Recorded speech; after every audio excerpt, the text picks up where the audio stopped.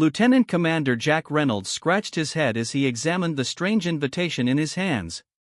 The paper, if you could call it that, seemed to shimmer with an inner light, and the symbols across its surface rearranged themselves as he watched, transforming into English letters. You are cordially invited to attend the joining ceremony of the House of Zari.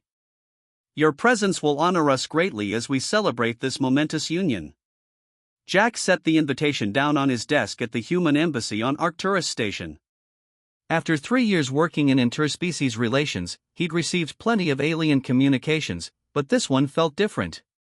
The Zarkathi were notoriously private about their customs and rarely invited outsiders to their ceremonies. His communication panel chimed. Lieutenant Commander, Admiral Hassan requests your presence immediately. When Jack entered the Admiral's office, he found not only his superior but also 2 serious-looking government officials he didn't recognize. Reynolds, good timing, Admiral Hassan gestured to a chair. I understand you've received an invitation from the Zarkathi. Jack nodded. Just this morning, sir. Some kind of ceremony. One of the officials leaned forward. It's not just any ceremony. This is the royal family's daughter's wedding. No human has ever been invited to such an event. The diplomatic implications are enormous, added the other official. The Zarkathi control 3 star systems with resources Earth desperately needs. We've been trying to establish stronger ties for years. Admiral Hassan slid a data pad across the desk. You're going, Reynolds. This is a direct order from the top. The Zarkathi specifically requested you. Me? Jack blinked in surprise. Why would they ask for me specifically? Your work on the Centauri trade agreement impressed them. You have a reputation for respecting cultural differences. The Admiral's expression softened slightly. Plus, you're single with no family commitments. This mission might require you to be off Earth for up to a month. Over the next week, Jack prepared intensively. The briefings on Zarkathi culture were frustratingly vague about their marriage customs, mentioning only that they were complex and symbolic of their networked social structure. Remember, his cultural advisor said during their final session, the Zarkathi communicate as much through implication as through direct statement. When in doubt, observe others and follow their lead. The journey to the Zarkathi homeworld took 11 days aboard their transport vessel. Jack spent the time studying language basics and reviewing diplomatic protocols. The ship's interior was filled with twisting corridors that seemed to change configuration overnight, and the gravity fluctuated in patterns he couldn't quite grasp. When they finally arrived, Jack wasn't prepared for the spectacle that greeted him. The spaceport was decorated with flowing ribbons in colors his eyes could barely process. A delegation of tall, elegant Zarkathi waited on the landing platform, their silvery skin reflecting the light of their red sun. The honored guest arrives, announced one Zarkathi, bowing deeply. I am Vexlor, appointed to guide you during your stay. Jack bowed in return. Thank you for your welcome. I'm honored by the invitation. Vexlor's 4 eyes blinked in sequence. The honor is entirely ours, Lieutenant Commander Reynolds. The Royal House has prepared special accommodations for you. As they traveled through the capital city in a hovering transport, Jack marveled at the architecture. Buildings seemed to grow organically from the ground, their surfaces alive with shifting patterns. The streets teemed with Zarkathi going about their business, many stopping to stare at the human in their midst. We rarely see humans here, Vexlor explained. And never one so distinguished. Jack laughed nervously. I'm hardly distinguished. Just a diplomat doing his job. Ah, such modesty. Vexlor's translation device made the laugh sound like tinkling bells. Here we are, your residence during your stay. The building before them was smaller than the surrounding structures but elaborately decorated. Inside, a team of attendants waited to show Jack to his rooms. The suite was enormous, with furniture adapted for human physiology and a viewport overlooking a garden of moving plants. This is too much, Jack protested. I'm just a guest at the wedding. The attendant looked confused. But you are the guest of highest honor. These accommodations are appropriate. That evening, Jack was invited to a preliminary gathering at the royal palace. He dressed in his formal diplomatic uniform, making sure the translator device was properly calibrated. When he arrived, the gathering was already underway, with hundreds of Zarkathi mingling in a vast hall with a ceiling that seemed to display the night sky. Announcing Lieutenant Commander Jack Reynolds of Earth, a voice boomed, and to Jack's embarrassment, the entire assembly fell silent and turned toward him. The crowd parted, and a procession approached. At its center walked a Zarkathi female, distinguished by her elaborately patterned skin and the intricate jewelry adorning her forearms. She moved with grace that belied her height. Princess Clara, Vex Lore whispered to Jack. The bride. Jack bowed deeply as she approached. Your Highness, thank you for including me in your special day. The princess tilted her head, her eyes blinking in that sequential pattern that Jack was learning indicated surprise. You speak as if you are merely observing, Lieutenant Commander. How charmingly modest. Before Jack could respond to this puzzling statement, 7 other female Zarkathi approached, forming a semicircle around him and the princess. Each was adorned differently but with similar elegance. These are the representatives of the 7 houses, Vexlor explained. Each will participate in the ceremony. The rest of the evening passed in a blur of introductions and rituals Jack didn't fully understand. He was given foods to taste, tokens to hold, and at one point, had his hands painted with intricate patterns using a warm, glowing substance. Throughout it all, the princess and the 7 houses representatives remained close by, watching his reactions with obvious interest. As the gathering concluded, the eldest of the royal family approached Jack. Tomorrow begins the 3 days of preparation, he said solemnly. Your attendants will guide you through each ritual. Remember that each step builds upon the last, creating the bond that will unite our peoples. Jack nodded respectfully, assuming this was diplomatic language about strengthening Earth-Zarkathi relations. Back in his quarters, Jack recorded his daily report for Earth headquarters. Everyone is being incredibly welcoming, he concluded. I'm still not clear on why I specifically was invited, but the Zarkathi seem pleased with my presence. The princess herself made a point of welcoming me. The wedding ceremony itself begins in 3 days, after what they call preparation rituals. I'll continue to represent Earth to the best of my ability. As he prepared for sleep, an attendant arrived with a final gift, a small crystal that pulsed with gentle light. Place this beside you as you rest, the attendant instructed. It will attune your dreams to the harmony of the joining. Jack thanked him and did as instructed, thinking it was just another cultural courtesy. As he drifted to sleep, the crystal glowed brighter, and he dreamed of stars connecting in beautiful, complex patterns, unaware that this was the first step in preparing him for a role far different from the one he imagined. Jack woke to the soft chiming of bells. The Zarkathi crystal beside his bed pulsed in rhythm with the sound. Through his window, he could see the red sun of the alien world rising over the strange twisting architecture of the city. An attendant entered without knocking, carrying a tray of food and a bundle of cloth. Good morning, honored one, the attendant said, bowing deeply. The first preparation day begins. You must eat and dress for the ritual of recognition. Jack ate quickly, finding the food oddly delicious despite its unusual colors and textures. The clothing turned out to be a robe made of a material that felt like silk but seemed to adjust its temperature to match his body. This is beautiful, Jack said, examining the blue and silver patterns that shifted across the fabric. But isn't this too elaborate for a guest? The attendant's translator device took longer than usual to process this. You are more than guest. The robes signify your status in the ceremony. Jack assumed this meant his status as a diplomatic representative. He followed the attendant through corridors that seemed to breathe and shift around them. They arrived at a circular chamber where Princess Clara and the 7 female representatives waited, each wearing robes similar to his but in different colors. The recognition ritual will connect your essence with ours, explained an elderly Zarkathi who appeared to be officiating. Please stand in the center. Jack did as instructed, feeling awkward as the 8 females formed a circle around him. Each held a small glowing orb. The princess spoke first, in a melodious voice that his translator rendered as, I recognize your strength and welcome it to complement my wisdom. She placed her orb in his hands. It felt warm and seemed to pulse in time with his heartbeat. One by one, each of the 7 representatives stepped forward, speaking similar phrases and placing their orbs in his hands. I recognize your courage and welcome it to complement my patience. I recognize your adaptability and welcome it to complement my steadfastness. Jack tried to remember his diplomatic training. He needed to respond appropriately, though no one had briefed him on this specific ritual.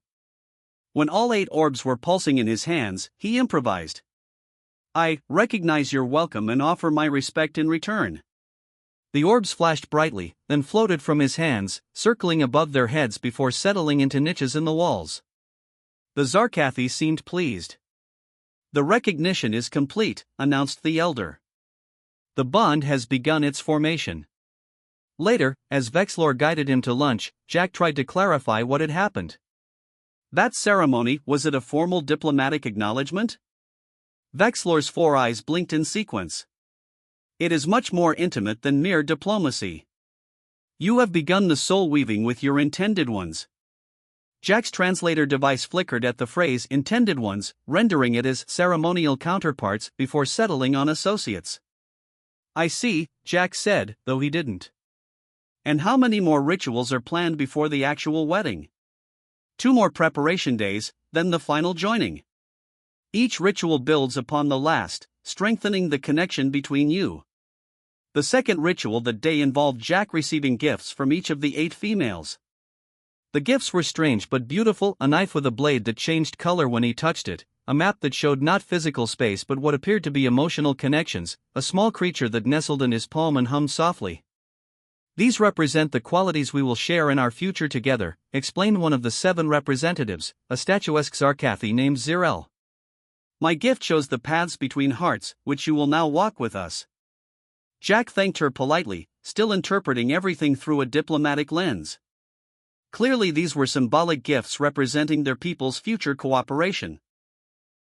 That evening, Jack attended a feast where he was seated at the head table between Princess Clara and her father, the imposing archsovereign of the Zarkathi dominion.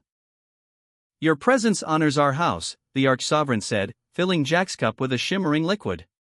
When Clara first suggested a human to complete the circle of 8, I had doubts.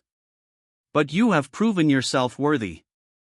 Jack sipped the drink, which tasted like cinnamon and starlight. I'm grateful for the opportunity to strengthen relations between our peoples. Indeed, the archsovereign nodded. The union will bring great benefits to both our species.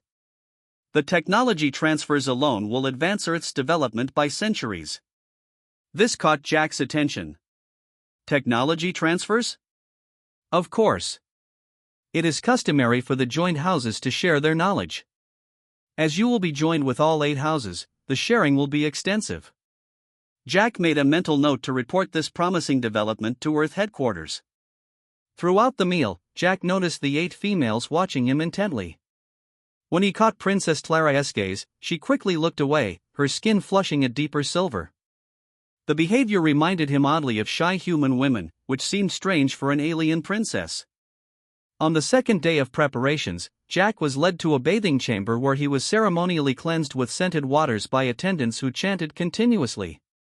He was then dressed in an even more elaborate robe and led to a garden where the 8 females waited. Today we perform the binding of paths, explained the elder. Each of you will share your life's journey with the others. Jack watched as each female placed her hand on a central crystal, which projected images of her life into the air: childhood, achievements, moments of joy and sorrow. When it was his turn, Jack hesitantly touched the crystal. Immediately, images from his life floated around them: his graduation from the academy, his first diplomatic mission, even private moments with family and friends. Your life has prepared you for this moment, Princess Clara said softly. Though you traveled a different path, it has led you here, to us. That evening, as Jack prepared his report for Earth, he expressed some confusion. The rituals continue to be elaborate and highly symbolic. I'm being treated with extraordinary respect, almost as if I were the guest of honor rather than just a diplomatic observer.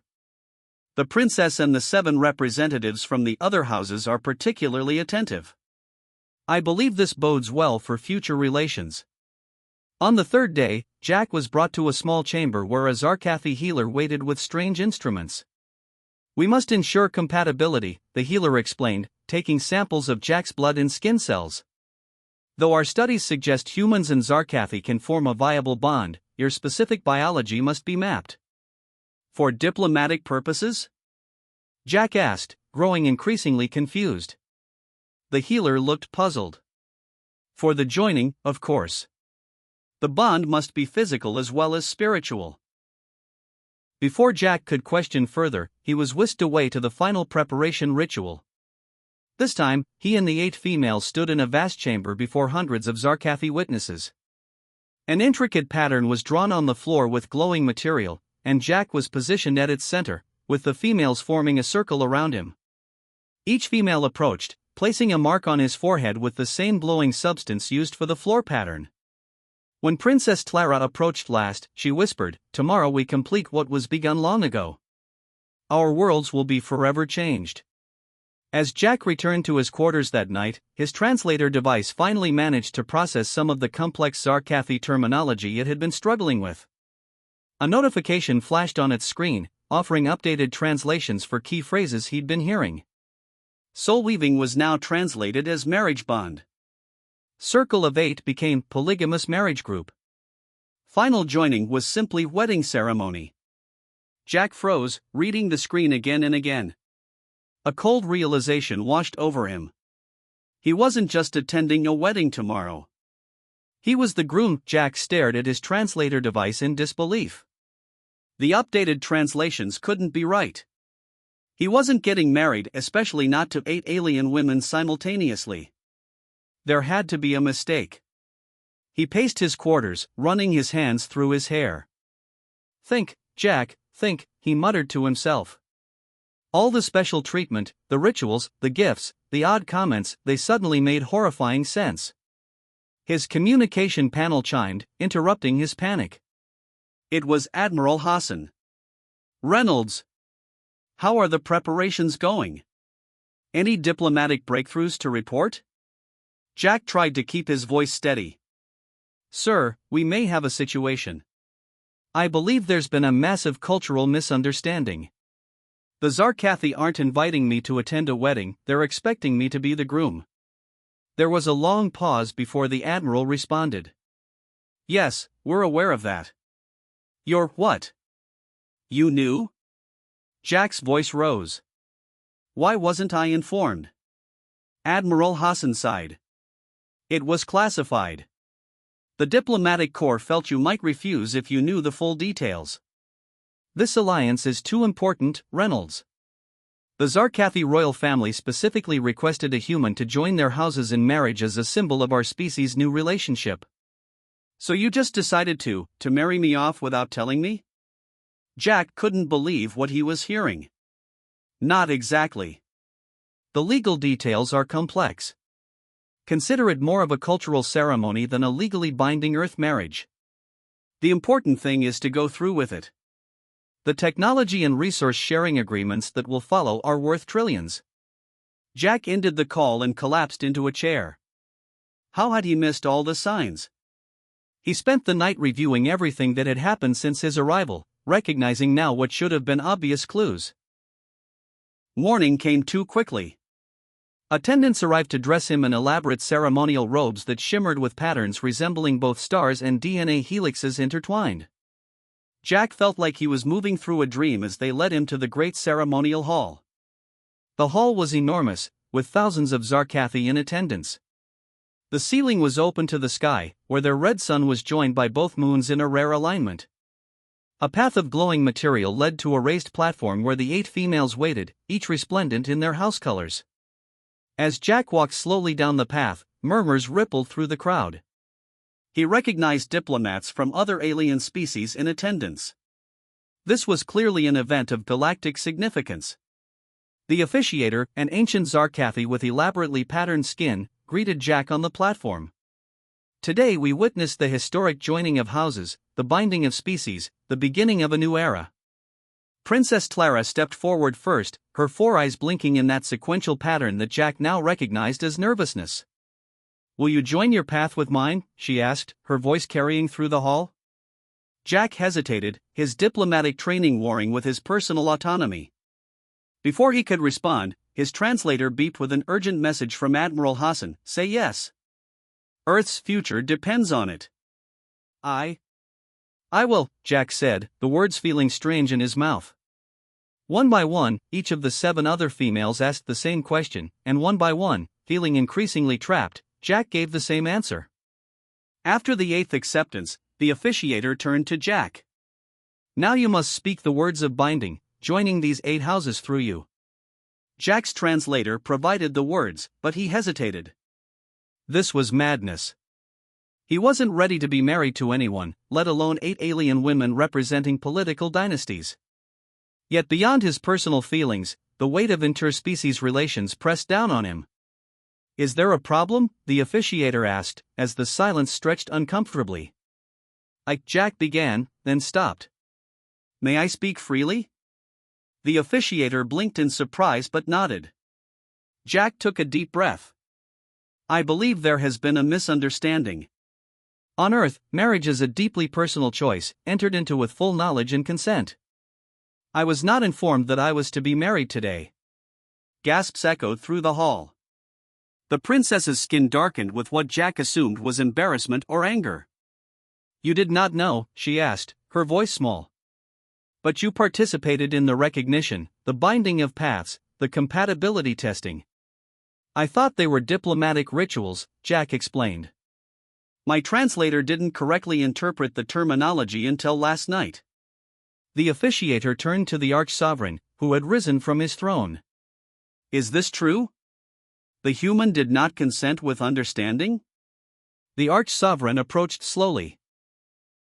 "We assumed Earth's diplomatic corps had fully informed their representative. This is unfortunate." Princess Clara stepped forward, her voice stronger now. "In our traditions, true joining cannot occur without informed choice.